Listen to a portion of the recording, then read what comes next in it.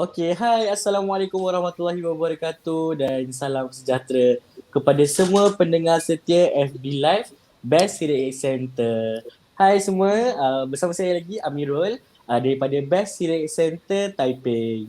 Hari ini kita dikejutkan tadilah, saya rasa sebelum pukul 1 tadi ada beberapa negeri di semenanjung Malaysia ni mengalami blackout. Betul, Mira, Okey. betul.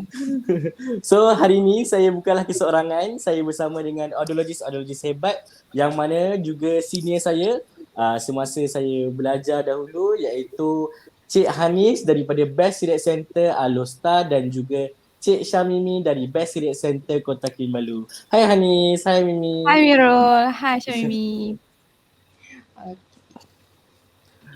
Okey, bagi semua yang sudah tahulah, pada malam pula, pada petang ni kita akan kupaskan satu topik menarik yang mana soalan-soalan yang kita perlu tahu ataupun individu perlu tanya sebelum mereka membeli alat bantu pendengaran. Mesti sebabkan alat bantu pendengaran ni kan sesuatu benda yang untuk membantu kita untuk mendengar. Dia bukanlah seperti baju yang kita boleh pergi beli dekat mall dan terus pakai. Dia adalah beberapa soalan ataupun beberapa kriteria yang perlu kita tahu sebelum kita membeli alat bantu pendengaran. Okey, tak nak lengah masa lagi. Saya teruskan mempersilakanlah saya punya senior, rakan sekerja saya, Cik Syamimi, untuk terangkan soalan pertama yang individu perlu tahu sebelum untuk membeli alat bantu pendengaran. Silakan. Okey, terima kasih Amirul. Benda pertama yang selalunya lah pesakit kita perlu tahu dan selalu diorang akan tanya adalah berkaitan dengan harga alat bantu pendengaran itu sendirilah. Jadi semestinya setiap dari kita ni sebelum nak beli sesuatu kan, terutamanya benda yang kita tahu agak mahal, kita dah ada bajet tersendiri yang sudah kita tetapkan. Jadi tuan-tuan semua tak perlu risau sebab harga alat bantu pendengaran ni dia banyak dia punya range lah. Dia punya range harga ni bergantung pada teknologi, ciri-ciri dan jenis alat bantu pendengaran itu sendiri. Okey, selalunya harga akan bermula sekitar RM2,500 dan ke atas untuk alat bantu pendengaran yang asas lah.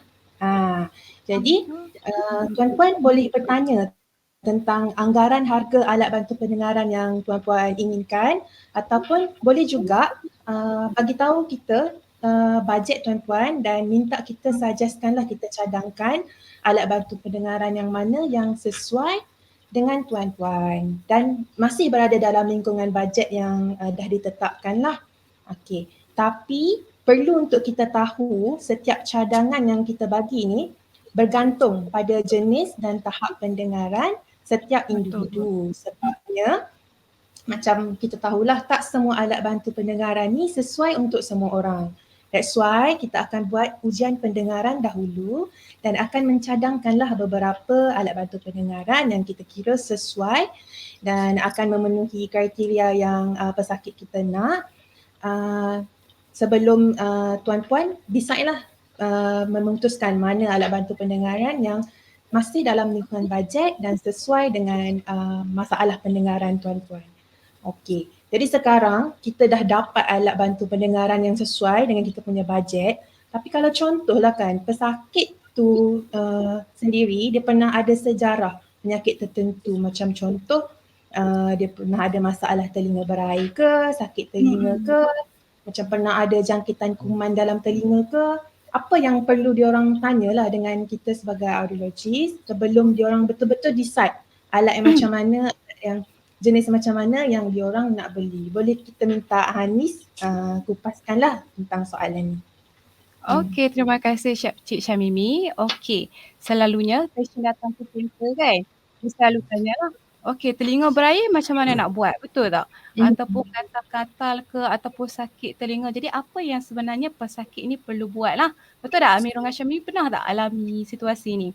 Banyak kali. Banyak kali.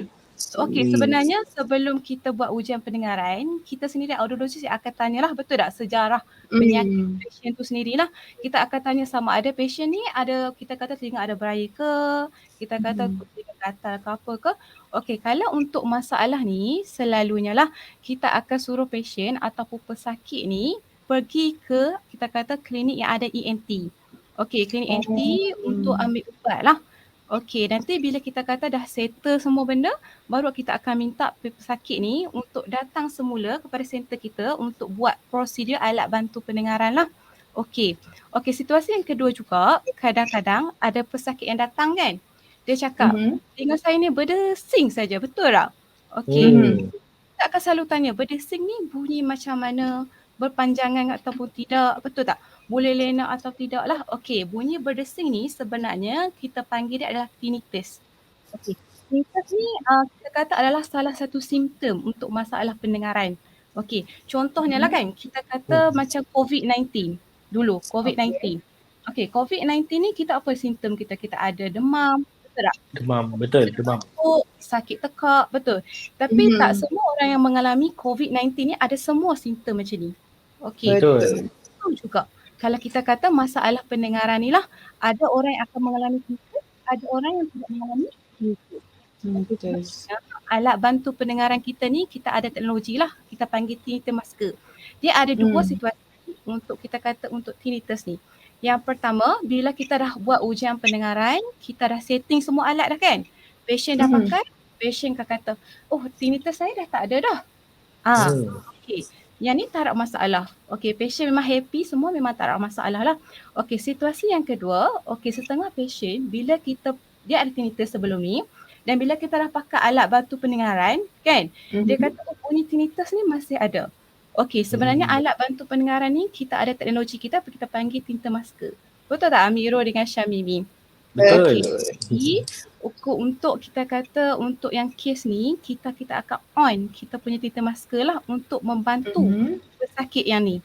Okey, selalunya kita akan on, kita akan carilah bunyi yang lebih kurang dengan tinnitus tu lah. So bunyi-bunyi ni akan mask punya tinnitus pesakit tu. Okey, nah ini saya cerita beberapa je lah untuk sejarah pesakit.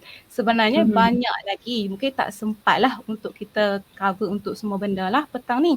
Okey, selalunya kalau pesakit datang, selain daripada cerita pasal sejarah penyakit dia juga nak tahu dia punya tahap pendengaran, jenis-jenis dia punya hearing loss lah. Okey, boleh tak Encik Amirul terangkan kepada kita jenis-jenis masalah pendengaran ni macam mana? Boleh. Secara kita cakap secara umum ialah masalah pendengaran dia ada 3 jenis. 3 jenis lah. Okey, sebab seperti yang kita tahu, telinga kita terbahagi kepada 3 bahagian. 3 bahagian lah. Masalah pendengaran juga ada 3 jenis. Jenis yang pertama kita panggil jenis conductive hearing loss ataupun masalah pendengaran jenis konduktif. Masalah pendengaran jenis konduktif ni macam yang Hanis ada cakap tadi, contohnya telinga berair ataupun dalam termnya kita ada satu medical term kita panggil otitis media lah. Untuk kes-kes yang seperti ini, contohnya macam jangkitan pada telinga tengah ataupun jangkitan pada telinga luar, selalunya kita akan kita akan refer pesakit kepada klinik yang ada ENT lah, supaya kita akan resolvekan dulu dengan menggunakan medication ataupun surgical lah. Tapi bila pesakit selepas masalah tu dah resolve lah, kita cakap dah selesai, tapi pesakit masih ada masalah pendengaran lah, masalah pendengaran, kemudian doktor pun dah medical clearance dah, doktor dah lepaskan dia dah, maksudnya doktor dah discharge patient tu, kita akan tolong pesakit pula dengan memberi alat bantu pendengaran. Kemudian kita bagi proses untuk pakai alat bantu pendengaran lah. Sama je macam Hanis cakap tadi. Itu adalah jenis masalah pendengaran yang nombor 1 lah, iaitu conductive hearing loss yang berlaku pada telinga tengah dan juga telinga luar. Jenis yang kedua adalah sensory neural hearing loss. Sensory neural hearing loss ni kita cakap adalah masalah pendengaran dekat 2 tempat jugalah. Sama ada dekat telinga dalam iaitu sensory dan juga neural. Neural ni di bahagian saraf pesakit lah. Selalunya untuk kes yang seperti ini adalah contohnya sebagai kita panggil presbycusis. Presbycusis ni adalah masalah pendengaran yang disebabkan faktor usia lah. Bila faktor usia, organ-organ kat dalam organ-organ pendengaran dalam koklea tu lama-lama dia deteriorate lah.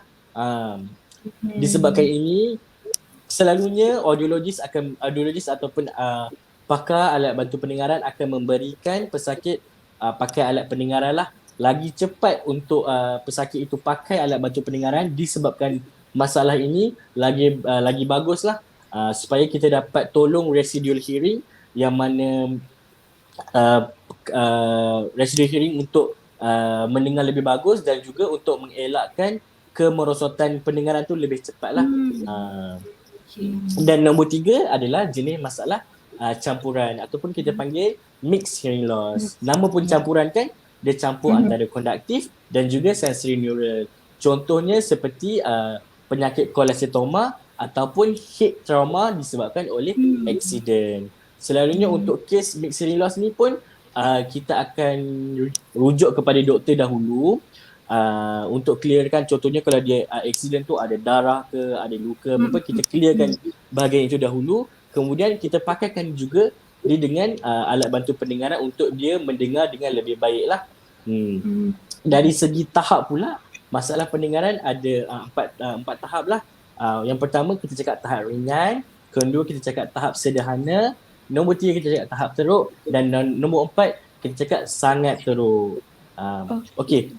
Dari segi jenis masalah pendengaran, tahap masalah pendengaran, kita tahulah soalan yang orang perlu tanya sebelum dia membeli alat bantu pendengaran adalah dia ni masalah pendengaran jenis apa? Perlu ke dia pakai alat pendengaran atau perlu ke dia pergi ENT? So setiap masalah pendengaran yang berbeza tu mempunyai solusi yang berbeza juga. Tetapi kita juga perlu tahulah, sebabkan masalah pendengaran berbeza, solusi berbeza, adakah jenis-jenis alat pendengaran ni pun berbeza bergantung kepada masalah pendengaran. Oleh itu saya nak minta kembali kepada Hanis untuk terangkan kita sedikit tentang style hearing aids yang ada kat pasaran sekarang. Silakan Hanis. Okey, terima kasih Amirul. So macam Amirul cakap lah, okey, kita pun tahu sekarang kalau alat bantu pendengaran dia banyak jenis. Kita tengok kalau ada yang gantung belakang, ada yang kita custom hearing aid tu, kita kata yang bahasa yang mudah lah kita panggil yang sumbat dalam telinga. Selalu pesakit datang, dia kata yang sumbat dalam telinga. Yang tu custom hearing aid lah. Okey, sebenarnya kalau untuk memakai jenis kita kata alat bantu pendengaran ni, yang pertama kita kata prosedur lah. Okey, bila pesakit main, okey, prosedur pertama mestilah kita kena buat ujian pendengaran dulu, betul?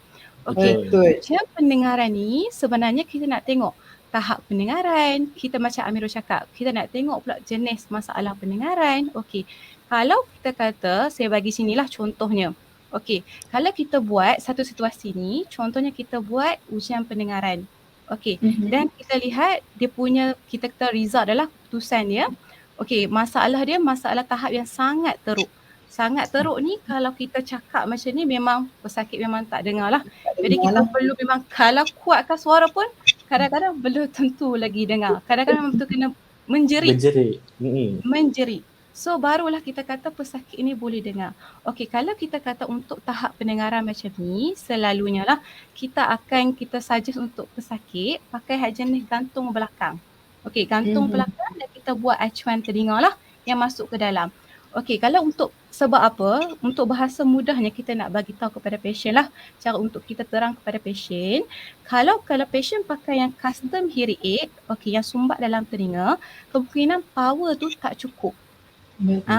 Power kiranya pasien ni, pesakit ni dia perlukan power yang tinggi. Tapi dia pakai kita kata power yang sikit. Jadi pesakit akan datang balik ke center dan dia akan cakap, dia akan komplain benda yang sama lah. Dia cakap tak dengar, tak jelas. So benda yang masalah-masalah ni tidak akan pernah settle lah. Okey, sebab tu jugalah. Lepas tu macam Amirul tu cakap jugalah tadi. Kalau contohnya kita ada masalah konduktif. Okey, kalau konduktif ni maksudnya masalah untuk bahagian telinga tengah, betul? Okey, telinga tengah ni contohnya kalau kita telinga berair ke apa kan. Okey, contoh pesakit datang. Okey, bila kita nak buat, kita suluh guna otoskop, tengok ada berair apa semua kan. So dia memang telinga dia sentiasa berair. Sentiasa berair, lepas tu dia tanya, bolehkah kalau saya nak pakai custom hearing aid? Boleh tak Amirul dengan Syamimi? Susah tu sebenarnya kalau telinga berair nak pakai Ya custom tu. betul. Ya betul. Pertama-tama kalau macam kekerapan dia selalu. Kiranya lah seminggu tu memang setiap hari mesti dia akan keluar cecair lah. Okey, kalau macam ni kita selalunya, okey kita bagi settle semua dululah. Tapi kalau kita kata masih on off, kita kata kita memang tak sajalah untuk pakai custom hearing aid, betul. Sebab custom hearing aid ni, dia kita tahu alat bantu pendengaran ni dia mempunyai komponen elektronik, betul. Okey, Betul. dia bahagian macam untuk komponen elektronik, bila telinga kita berair, so alat dia akan mudah rosak lah. Macam tu kita bimbang lah. Nah, okey sebenarnya kita tahulah untuk memakai jenis-jenis alat bantu pendengaran ni, kita pergi dulu center, kita kena check dulu tahap pendengaran kita nak tengok telinga kita macam mana, okey ke tak. Okey kalau okey, baru kita akan proceed lah. So anda boleh pergi mana-mana center yang kita kata base hearing berdekatan dengan anda, jumpa audiologist, dah consult dululah. Okey, so bila kita dah consult, so patient pun dah pakai alat bantu pendengaran. Mesti label macam harap bila pakai alat bantu pendengaran ni boleh tolong sepenuhnya ke ataupun macam mana. Okey, contohnya kan kalau mata, kita ada masalah mata, kabun ke apa, okey. Kita akan pergi check mata betul. Kita akan jumpa optometrist dan bila kita pakai spek, kita nampak semua clear. Okey, macam mana pula kalau kita kata kita pergi, kita kata center untuk alat bantu pendengaran ni dan bila patient pakai, apa kita kata expectation untuk pesakit ni sendiri. So mungkin Amir boleh cerita sikit lah dekat kita. Okey, betul juga tu. Soalan yang pesakit perlu individu perlu tahu sebelum pergi ke hearing aid center untuk dapatkan alat bantu pendengaran kan. Dia kena ada expectation. Mesti dia ada expectation untuk keluarkan sesuatu bajet kan. Ya betul. Dia kena tahu expectation versus reality. Sebab alat bantu pendengaran ni dia taklah seperti contohlah orang ada masalah pendengaran ni, dia tak macam kita sakit, kita demam. Kita tak macam tu lah. Bila ada contoh kalau kita demam, kita pergi farmasi beli Panadol lah, kita cakap beli paracetamol, kita makan paracetamol, rehat, kita okey balik. Alat pendengaran tak macam tu lah. Alat pendengaran ni kita kena tahu yang hearing aid, dia punya term lah, hearing aid cannot be cured with medication. Hearing loss cannot be cured by medication lah. Maksudnya masalah pendengaran ni tak boleh dirawat dengan ubat. Kita hearing aid dapat membantu dia untuk mendengar dengan lebih baik. Contohnya, bila dia pakai hearing aid kan, dia boleh dengar dengan lebih baik. Tapi bila dia buka hearing aid, pendengaran dia tetap sama. Maksudnya bukanlah kalau dia pakai hearing aid tu, pendengaran dia lebih baik juga, boleh sembuh kepada normal. Dia tak boleh sembuh lah. Itu misconception lah, kita cakap expectation lah. Expectation ni dia nak terus sembuh. Tak, realitinya bukan terus sembuh. Bila kita pakai hearing aid, pendengaran dia akan bagus untuk dia berkomunikasi. Cuma bila tak pakai hearing aid, pendengaran dia tetap normal, tetap sama lah.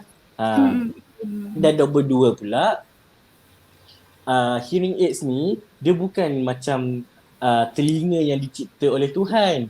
So that dia adalah kita cakap machine lah, machine. So bunyi dia bukanlah automatic, natural wise kita pakai terus happy and everything. It's not like that lah. Bila pakai tu dia akan dengar pelbagai bunyi. Bila dia dengar pelbagai bunyi, kebanyakan pesakit ni expectationnya bila pakai hearing aid, okey, saya dengar jelas, molek okey. Tapi realitinya dia dengar bunyi, tiba-tiba bunyi aircon dia kata bising. Ada tak kes macam tu? Dia dengar bunyi aircon dia kata bising. Dia dengar bunyi kipas dia kata bising. Jadi realitinya untuk capai expectation yang dia dengar dia selesa, dia kena pakai tempoh yang agak lama lah. Kita kata kajian menunjukkan kalau pemakai alat bantu pendengaran pakai hearing aid selama 8 jam dalam satu hari dapat kita cakap learning process tu untuk telinga dia dan otak dia adapt kepada bunyi alat pendengaran untuk dengar, untuk capai expectation yang pendengaran dia molek tu. Dan nombor 3 pula dia kena tahulah expectation pakai hearing aid ni dia bukanlah pakai terus tak payah datang dah center selama-lamanya. Tak, realitinya kalau pakai hearing aids kita kena follow up. Follow up untuk apa? Follow up untuk kita sentiasa tune lah hearing aid tu untuk keselesaan pesakit. Kalau kita tak tune sampai kesudah bunyi dia duk bising dengan bunyi aircon dia tu. Dan yang terakhir yang nombor 4 yang saya kata expectationnya. Diorang pesakit kena tahulah realitinya hearing aids ni adalah machine. Masa cakap machine lah. So dia macam telefon, dia ada tendensi untuk rosak. Disebabkan itu realitinya alat bantu pendengaran ni perlulah kita buat servis, kita perlulah buat general cleaning, kita kena datang tengok seperti itulah, perkara-perkara seperti itu. Jadi saya rasalah antara soalan yang pesakit perlu tahu untuk membeli alat bantu pendengaran adalah berapa lama tarikh waranti, berapa lama nak datang servis, berapa lama nak kalau rosak macam ni nak repair. Itu antara soalan yang penting. Apa kata kalau kita serahkan kepada Cik Syamimi, cuba explain sikit perkara benda ni. Okey, sekarang dah banyak soalan dekat atas-atas tu dah terjawab kan? Okey. Sekarang bila kita dah decide nak belilah alat bantu pendengaran ni, dah sesuai dah dengan tahap pendengaran, dah sesuai dengan jenis masalah pendengaran, bajet pun dah okey. Jadi kita mestilah nak tahu kan apa yang kita akan dapat lah after kita dah beli alat bantu pendengaran tu. Takkanlah beli-beli, pakai, balik, bye. Takkanlah macam tu kan? Sebenarnya kita nak tahulah apa yang kita akan dapat. Okey, satu benda yang paling penting lah mesti bila kita dah beli alat bantu pendengaran ni, macam yang Amirul bagi tahu, alat bantu pendengaran ni kan dia mesin. So kita memang kena selenggara atau servis lah alat bantu pendengaran tersebut.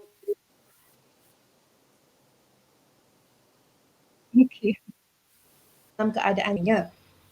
Okey, jadi kalau untuk pelanggan yang beli alat bantu pendengaran dari Best Hearing Aid Center, jangan risau sebab kami akan providekan free service untuk pelanggan-pelanggan kami selagi mana alat bantu pendengaran tu berfungsi. Selalunya kita dapat macam kalau contoh alat bantu pendengaran tu waranti 2 tahun, 2 tahun je lah free service, after tu kena bayar, kena charge lagi. Tapi dengan kami, kalau contoh tuan-puan dah beli alat bantu pendengaran dari kami, selagi mana alat bantu pendengaran tu berfungsi, kita akan bagi free service lah untuk general service, untuk general cleaning. Tapi kalau contoh ada bahagian-bahagian tertentu yang perlu ditukar, macam contoh dia punya tubing ataupun pesakit nak beli bateri, yang tu kita kena bayar lah. Untuk general service, general cleaning memang free selagi alat tersebut berfungsi. Okey. Kalau contoh pernah kan alat bantu pendengaran tu dah beli 5 tahun, waranti 2 tahun je, still kita akan bagi free service. Okey. Selain tu macam waktu mula-mula kita pasang alat bantu pendengaran tu, kita akan setting alat bantu pendengaran tu ikut tahap pendengaran dan maklum balas dari pihak pesakit lah. Jadi sekiranya after tu, macam yang Amirul bagi tahu, kita kena ada follow up lah kan. Untuk follow up tu, kalau contoh pesakit kita nak adjust lah macam saya tak selesa lah dengan bunyi macam ni, nak kuat sikit ke, nak perlahan sikit ke, bunyi tu nak macam tu, macam ni, bagi tahu je, kita boleh buat adjustment dan akan set alat bantu pendengaran tu mengikut keselesaan pesakit kita lah. Itu adjustment ni pun memang tak ada apa-apa bayaran lah, adjustment ataupun kita panggil fine tuning. Jadi tak perlu risau, kalau ada apa-apa komplain boleh bagi tahu je dan kita akan cubalah sedaya upaya untuk selesaikan masalah kita punya pesakit supaya pesakit kita selesa lah dengan pakai alat bantu pendengaran tu kan. Yang penting pesakit sentiasa selesa lah. Betul. Kalau kot tak mak kita. Okey. Untuk dia punya jaminan pula waranti lah kan. Selalunya alat bantu pendengaran yang basic, yang asas ni selalunya kebanyakannya memang dia punya waranti 2 tahun untuk bahagian elektronik sahajalah. Okey. Kalau contoh lah kan kita pakai alat bantu pendengaran, tiba-tiba ada masalah, tak ada bunyi ke, bunyi dia macam pelik semacam ke, jangan risau, bawa je alat bantu pendengaran tu pergi ke mana-mana cawangan Best Hearing Aid Center dan kita akan periksa lah dan uruskan proses pembaikan kalau perlu secara percuma sekiranya alat bantu pendengaran tu masih dalam tempoh waranti. Dan kerosakan yang berlaku tu bukan disebabkan oleh kecuaian dari pesakit sendirilah. Macam kalau contohlah dia rosak tapi sebab kerosakan tu berlaku disebabkan oleh kecuaian. Contoh termasuk dalam basuh ke, tertinggal dekat dapur untuk panas-panas tu ke, ataupun terjatuh ke dari tempat tinggi. Macam tu kalau macam tu dia rosak, kita masih boleh baiki, masih boleh tolong hantarkan untuk pembaikan tapi kos perlu ditanggung oleh pesakit lah sebab masalah kerosakan tu berlaku disebabkan kecuaian. Macam itulah secara umumnya untuk dia punya waranti. Jadi saya rasa setakat ini sajalah perkongsian kami untuk hari ini. Jadi sebelum kita teruskan ke sesi Q&A, suka untuk saya kongsi dekat sinilah yang Best Hearing Aid Center sekarang tengah ada promotion sehingga 1 Ogos ni je. Dah tak lama dah tu. Jadi kena cepat-cepat. Seperti yang tertera dekat kita punya poster, tuan-puan boleh mendapatkan alat bantu pendengaran jenis RIC, Receiver in Kennel dengan harga yang sangat berpatutan tertakluk pada terma dan syarat. Jadi jangan tunggu lagi lah, tuan-puan boleh segera ke mana-mana cawangan Best Hearing Aid Center untuk mendapatkan alat bantu pendengaran dengan harga promosi. Jadi sekarang saya rasa kita teruskan ke sesi Q&A lah. Kalau ada pendengar-pendengar FB Live kita yang ada soalan nak tanyakan pada Cik Amirul ke? Okey. Ada satu soalan dari Patricia Wan. Dia tanya kalau eardrum sudah pecah boleh pakai alat juga ke? Boleh kita minta Cik Amirul jawabkan soalan ni? Kalau eardrum sudah pecah. Kalau eardrum sudah pecah boleh pakai alat ke tak? Kita tanya. Ya, betul. Pecah tu bila pecahnya? Tapi sebenarnya kalau eardrum pecah secara kita cakap secara ringkasnya boleh. Kalau nak pakai alat pendengaran boleh. Tapi kita tengok jugalah tahap pendengaran dia macam mana. Ya, betul. Pecah tu ada air ke? Kalau ada air, macam Hanis cakap tadi, kita tak sesuai pakai yang custom made. Kita kena pakai yang belakang telinga. Macam tu lah. Tapi kalau secara kita cakap kalau eardrum sudah pecah boleh pakai ke tak? Boleh. Pakai. Tak ada masalah. Boleh. Tak ada masalah. Kita kena consider banyak faktor lah kan. Ya, betul. Kita tengok tahap pendengaran jugalah. Lepas tu kita tengok juga dia punya keadaan telinga lah. Ya. Macam yang tadi Amirul terang. Clearance daripada doktor kan? Ya, betul. Okay, jadi jawapan kepada soalan pertama tu boleh. Boleh. Banyak faktor. Okay. So soalan nombor 2 saya baca. Kalau telinga saya selalu keluar air, boleh guna alat pendengaran tak? Saya rasa yang ni Hanis dah cakap tadi. Cuba Hanis ulang sekali lagi. Mungkin ada yang kita tanya. Okey, betul. Kalau tengok jugalah. Kalau selalu keluar air tu, kita kena tengok sebelum ni berapa lama yang dah berhenti keluar air ataupun sekarang pun masih keluar air. Kita kena tengok jugalah keadaan telinga kita. Contohnya macam saya cakap tadi lah, Syamimi pun ada sebut jugalah kan. Contohnya kalau dia ada masalah kita kata konduktif, macam telinga masih berair, so kita kena advise pasien, pesakit ni untuk pergi ke klinik dululah. Pergi ke klinik, kadang-kadang doktor akan bagi ubat antibiotik lah. Untuk untuk hentikan kita telinga ni pada berair lah. Tapi kalau kita kata ada juga, kita kata pesakit, dah makan ubat semua benda tapi still masih ada juga, berair juga. Tapi kalau untuk kes macam ni, kalau pesakit kata dalam keadaan yang sangat memerlukan, mungkin kita akan boleh consider untuk pakai yang jenis belakang telinga lah. Betul tak? Kalau untuk kita kata untuk custom hearing aid, so berkemungkinan alat untuk rosak tu sangat tinggi lah. Tapi apa pun dia kena bergantung kepada kita punya telinga dululah. Kita tengok telinga berair ke tak lagi macam tu lah. Ni nanti kiranya untuk kes yang macam ni, kita kena berbincang dengan audiologist lah. Kita tengok macam mana keadaan telinga tu. Okey nah? Okey. Ada soalan lagi? Soalan daripada Fatin Farzana. Untuk kanak-kanak berumur 7 tahun ke bawah, boleh pakai custom made ke? Okey, untuk saya jawab Boleh. Untuk kanak-kanak kan, macam kita tahu kanak-kanak tu dia membesar. Ya, betul. Dia membesar, dia kerap membesar. Custom made ni dia adalah alat pendengaran yang dalam dia mikrofon dah dalam tu, receiver dalam tu, dia punya circuit semua, bateri semua dalam tu lah. Semua dalam satu komponen masuk je dalam telinga. Untuk kanak-kanak, kadang-kadang tumbesaran dia rapid, tumbesaran dia makin kita cakap tinggi lah, kita cakap pembesaran dia makin besar macam tu. So bila kalau kita pakaikan alat custom made yang kita buat umur dia 7 tahun, ada kemungkinan bila dia makin besar, alat tu dah tak sesuai dah untuk dia pakai.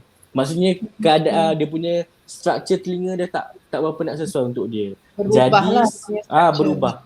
Jadi saya rasa lebih sesuai untuk kanak-kanak kita bagi pakai yang di belakang telinga dengan pakai earmole. Sebab earmole tu walaupun berubah kita boleh tukar lah. So kita tak payah tukar the whole set of hearing aids. Kita hanya tukar earmole sahaja. Acuannya lah. Acuan sahaja. Okey. Soalan seterusnya daripada Sakina Zahiri. Hai, kalau saya nak buat alat telinga untuk tok saya kena bawa dia pergi jumpa Dr. ENT dulu ke? Thank you.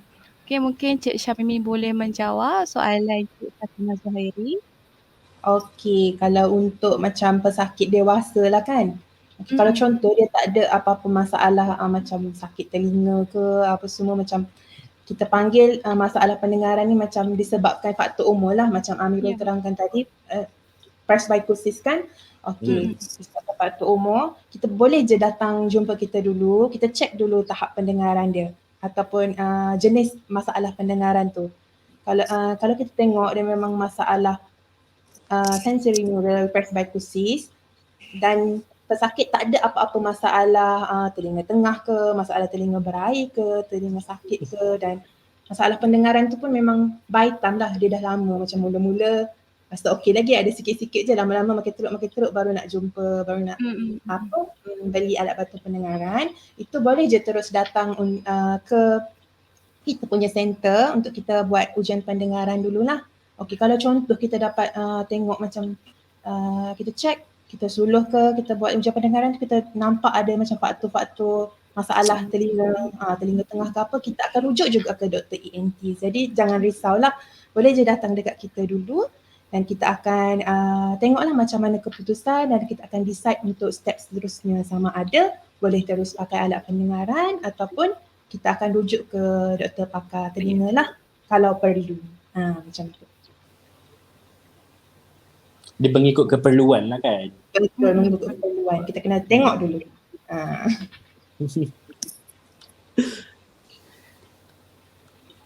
Okay, ada soalan lagi ke?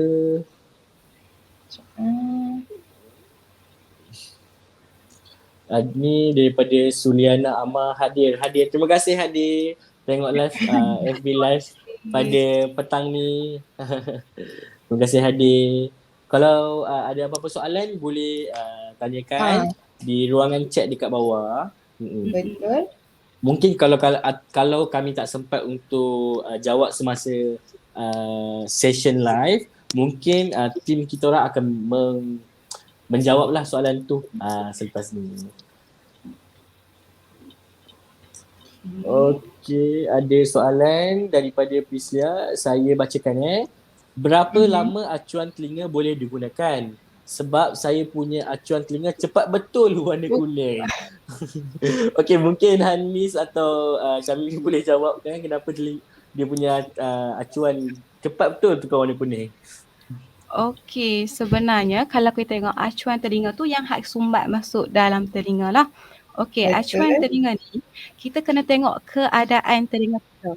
Okey, contohnya kalau contohlah telinga kita ni keluar air, kata air ke apa kan. Jadi Hmm, warna kita punya acuan telinga tu dia mungkin akan cepat bertukar, betul. Berapa betul. lama tu kita tak boleh cakap dalam Bergantung. bergantung satu penjagaan kita macam mana. Lepas tu macam mana kita kata ada masalah kita punya telinga atau tidak. Betul tak? Sama juga dengan Betul. kita kata kalau kanak-kanak kan. Kalau kanak-kanak Mm-mm. kita tahu bila kita perlu untuk tukar. Bila nampak longgar ke apa kita akan tukar. Betul? Okey, Hmm, kalau untuk kita kata orang dewasa ni pula, kita akan tengok kalau orang tua, lama-lama kulit kita akan semakin kita panggil kendur kan. So hmm. akan rasa macam sedikit ketat ke, longgar ke. Okey, yang tu bila pesakit komplain kita akan check lah ataupun bila kita pakaikan lepas servis kita akan pakaikan kepada pesakit, kita sendiri yang akan check betul. Okey, kita akan Hmm. nampak lah bila perlu tukar, bila perlu tak tukar lah. Okey, untuk menjawab soalan ni dia sebenarnya bergantung. Okey, cara penjagaan kita datang servis ke tak kan. Okey. Lepas tu bergantung juga kita punya keadaan telinga. Okey, harap membantulah. Mm-mm. Hmm.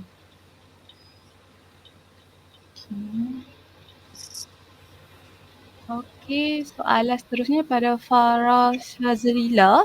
Okey, base hearing boleh buat tuning alat juga. Saya beli alat di tempat lain. Terima kasih. Oh. So, mungkin Amira boleh menjawab soalan ni.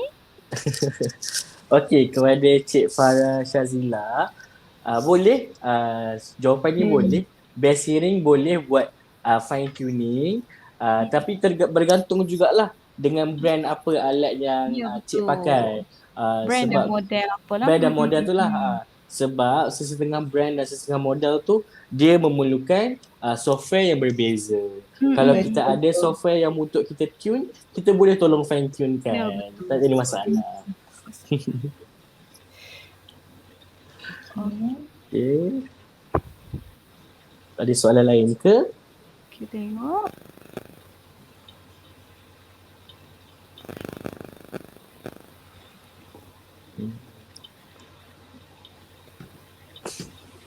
Okay, masa pun dah dekat 3, nak dekat 3.40 dah. Mungkin ramai yang sebabkan blackout tiba-tiba hari ni kan.